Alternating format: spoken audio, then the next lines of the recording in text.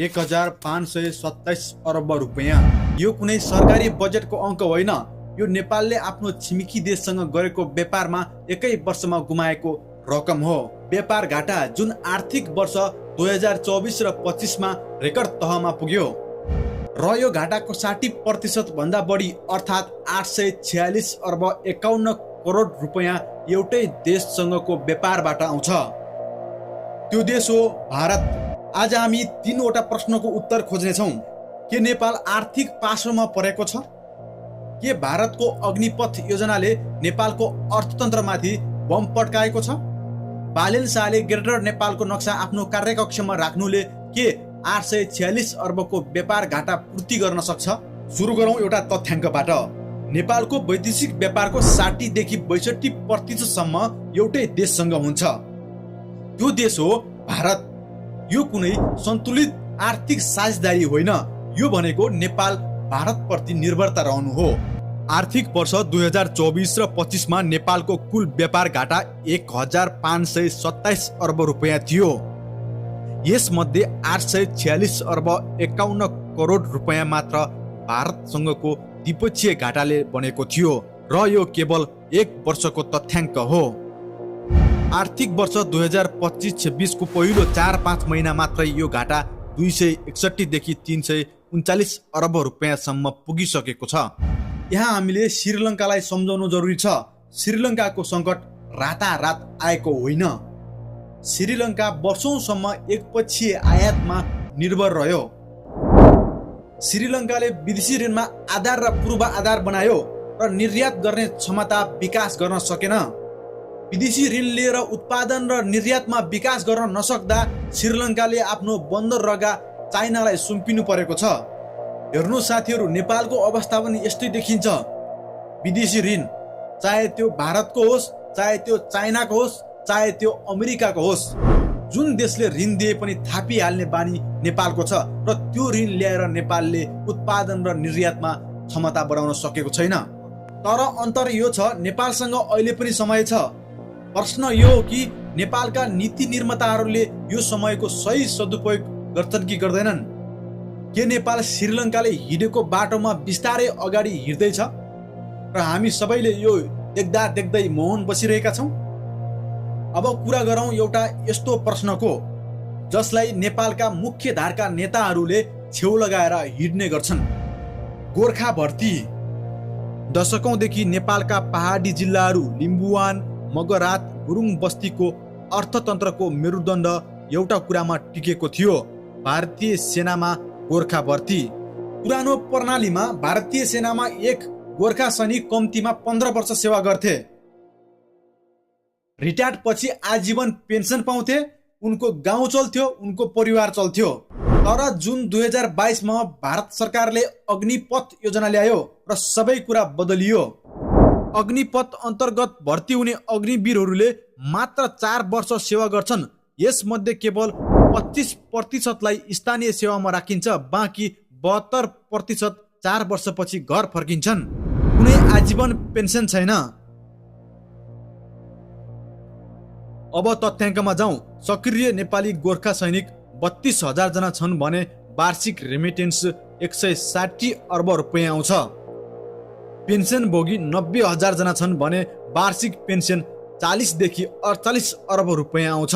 जम्मा गर्दा प्रत्यक्ष गोर्खा रेमिटेन्स र पेन्सनबाट मात्र नेपालमा आउने रकम प्रति वर्ष 200 अर्ब रुपैयाँ भन्दा बढी छ।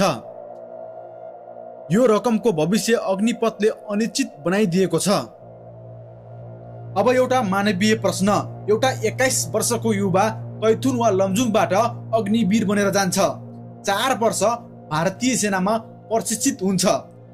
हतियार चलाउन, आदेश पालना गर्न, युद्ध क्षेत्रमा बाँच्न। तर कुनै पेन्सन छैन, कुनै स्थायी जागिरी छैन। 25 वर्षको उमेरमा ऊ गाउँ फर्किन्छ र त्यो गाउँमा न कुनै उद्योग छ, न कुनै रोजगार। के नेपाल सरकारले नयाँ गोर्खा भर्ती रोक्नु अघि कुनै वैकल्पिक योजना बनाएको थियो? 8 जुन 2023 मा काठमाडौँका मेयर बालेन शाहले आफ्नो कार्यकक्षमा एउटा नक्सा राखे। यो नक्सामा नेपालको ऐतिहासिक भूभाग देखाइएको थियो।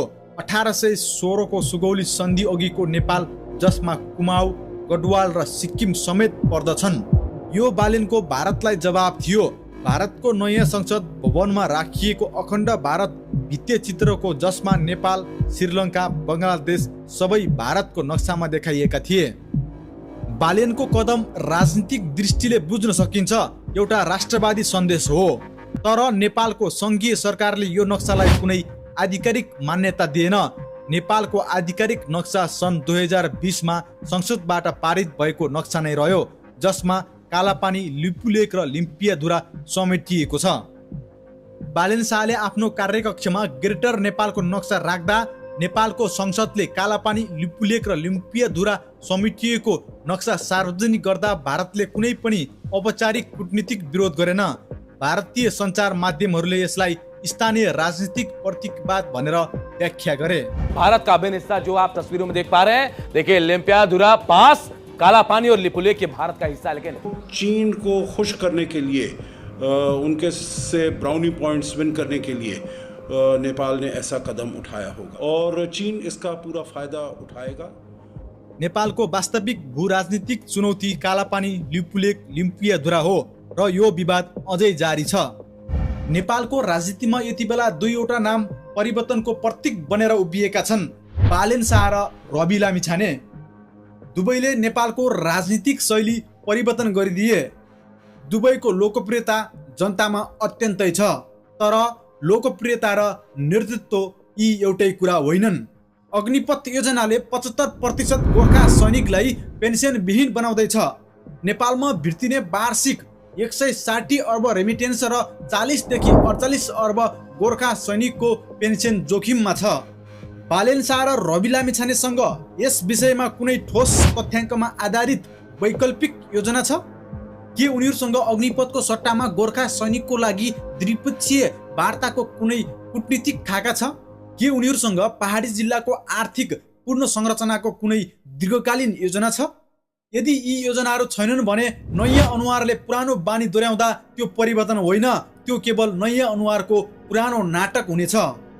नेपालको वास्तविक समस्या व्यक्तिको कमी होइन, समस्या समाधान र दीर्घकालीन नीति निर्माणको कमी हो।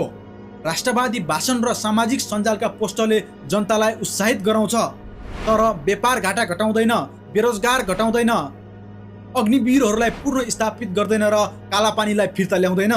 के नेपालका नयाँ नेताहरू तथ्याङ्क, नीति र कूटनीतिक रणनीतिमा साँच्चीकै नयाँ छन्?